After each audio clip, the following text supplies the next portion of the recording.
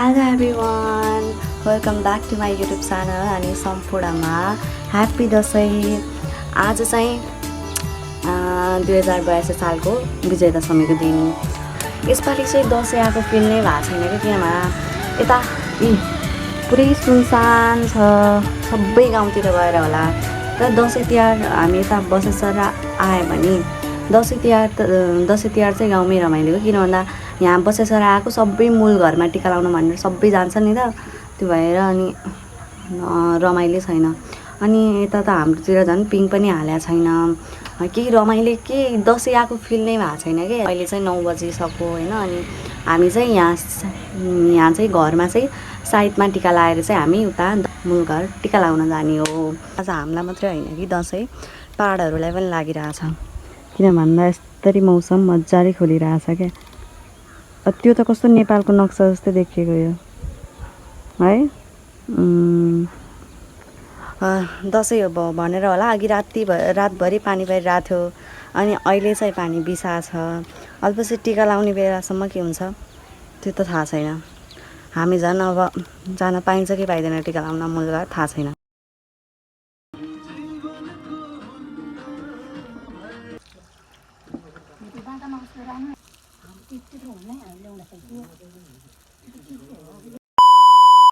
Guys म चाहिँ ready भइसकेँ, अनि मसँगै भित्र टिका लगाउने सबै सामग्रीहरू रेडी हुँदैछ। दिदी मम्मीहरू रेडी गर्दै हुनुहुन्छ। रेडी गरेर भएपछि टाइम पनि हुन्छ। त्यसपछि हामी ढोकालाई टिका लगाउँछौँ, हामी टिका लगाउँछौँ। टिका लगाएपछि जान्छौँ मूल घरतिर टिका लगाउन, त्यहाँ पनि टिका लगाउँछौँ अनि फर्किन्छौँ घर। अनि फेरि टिका लगाउनु कता कता जान्छौँ, अनि सबै तपाईँहरूलाई देखाउँछु म। सबैतिर कोही छैन बाहिर, एउटा मान्छे देख्नु भएको छ र म मात्रै छु यहाँ बाहिर। एउटा कार आयो, यो कार बिग्रेर बसेको जस्तो छ यहाँ, अघिदेखि बसिरहेको थियो। सबै कता कता गए, गाउँतिर गए कि भित्र छन् कि केही थाहा छैन। त्यही भएर सुनसान पनि छ। बल्ल यो कपडा लगाएपछि बल्ल दसैँ आए जस्तो भएको मलाई। हाम्रो चाहिँ यहाँ टिकाको सामग्री रेडी भइसक्यो।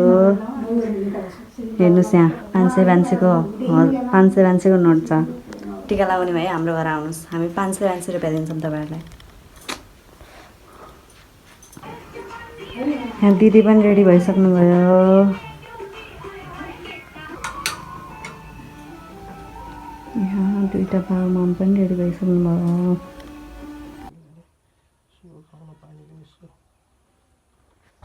अब चाहिँ हामी शुभ साइडमा अब ढोकालाई पूजा गरिहाल्छौँ, किनभने 11:53 भइसक्यो है।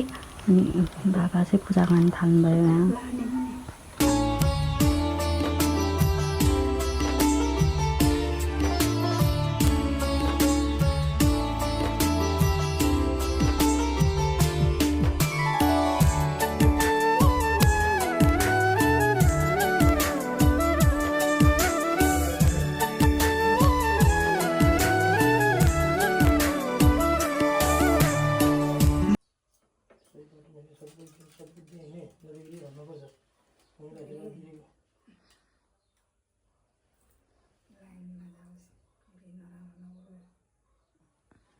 धेरै नरिसाओस् होइन, एकैटा मान्छेले पैसा पाउँदैनन्।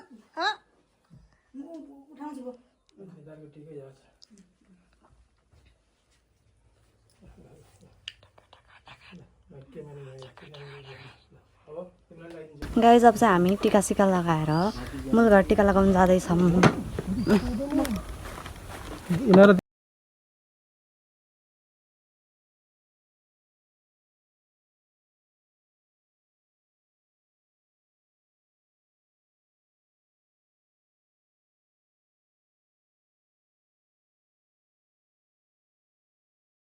गए मामी त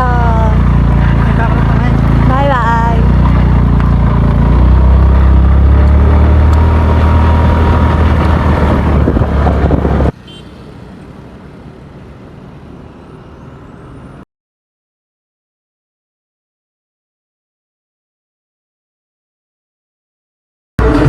यिनै मामी त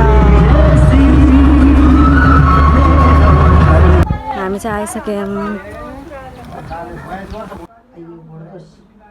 सुखी शान्ति भएस्। ठुलो भएर धेरै पैसा कमाउने ठान गएस् धेरै पैसा कमाएर बाबाआमालाई नयाँ मानेस् मूल घरमा आएर पनि टिका लगाइसक्यौँ टिका निधारै भरि भयो कपालै भरि पनि भयो मेरो कानमा जमरै अड्डेन कि यता बरु रमाइलो खनि गाइस हेर्नु यहाँ बरु दसैँ आए जस्तो भयो नि त पुरै धान फुलेर धान पुरै पहेँलै पहेँलो भए म वहीँ गएर देखाइदिन्छु ल तपाईँहरूलाई यसरी पहेँलै पहेँलै छ पानीमा कुवा आइरहेछ यो हाम्रो घर हो मेरो हात रातै रातै रातै रातै भयो त्यही हो गाइज ओ पानी परेको यार हामी घर जान पाइन्न क्या आज घर जान पाइएन भने के हुन्छ माठा खराब हुन्छ फेरि आन्टीको घर टिका लाउनु जाँदैछौँ टिका लाएकोलाई पैसा त आएको आयो कति कति जे पाइदियो होइन भरे हामी त अब घर सम्पत्ति तेरै हो भनेर पैसा दिने चलन पैसा दिए रहेछ अनि अब हामी तल जान्छौँ दिदीको पैसा जम्मा गरेर घडेरी किन्ने घडेरी किनौँ बरु क्या अब हामी यहाँ अटो रोक्छौँ अनि फेरि जान्छौँ अनि फेरि घर जान्छौँ अनि फेरि मामाको हातबाट टिका लाउँछौँ अटो आउँदै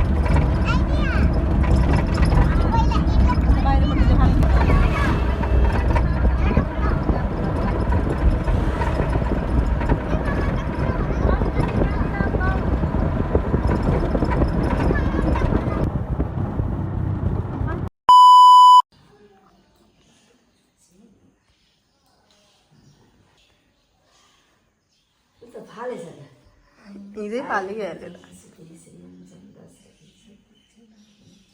गाइस अहिले चाहिँ हामी भर्खर बिहान बिहान उठेर चाहिँ भर्खर टिका लगाउन गएर आएको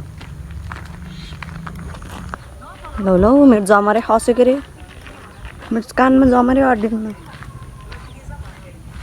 अनि त्यसपछि हिजो चाहिँ मैले भ्लग बनाएन कि किन भन्दा आउँदा गाडीमा उभिएर आएको अनि त्यो बनाउनै मिलेन अनि उता गएर पनि हामी टिका लगाएर अनि फर्किहाल्यौँ त्यही भएर त्यहाँ पनि बनाउन त्यस्तै त्यस्तै भयो अनि सुते आएर अनि अहिले चाहिँ बनाउँदैछु हेलो एभ्रिवान हिजोको दसैँ चाहिँ त्यस्तै त्यस्तै भयो जति सक्दो चाहिँ मैले यहाँ भिडियोमा क्याप्चर गरेकै छु अब धेरै पछि भिडियो गरेको भएर नि होला भिडियो राम्रै भएको छैन कहिल्यै राम्रो हुँदैन मेरो भिडियो के भिडियो राम्रो भएको छैन कहिल्यै राम्रो हुँदैन किन भन्दा सिक्दैछु नि त अनि त्यही भएर जस्तो हुन्छ त्यस्तै भिडियो गराएँ अनि दसैँ पनि राम्रै भयो तपाईँहरूको कस्तो भयो तपाईँहरूको पनि राम्रै भयो होला सायद मेरो पनि राम्रै भयो त्यही हो अब 10 भ्लग चाहिँ म यहीँ इन्ड गर्छु र अर्को भ्लग चाहिँ म पछि लिएर आउँछु ल मेरो मुड चलेको बेलामा त्यही हो अहिलेको लागि बाई बाई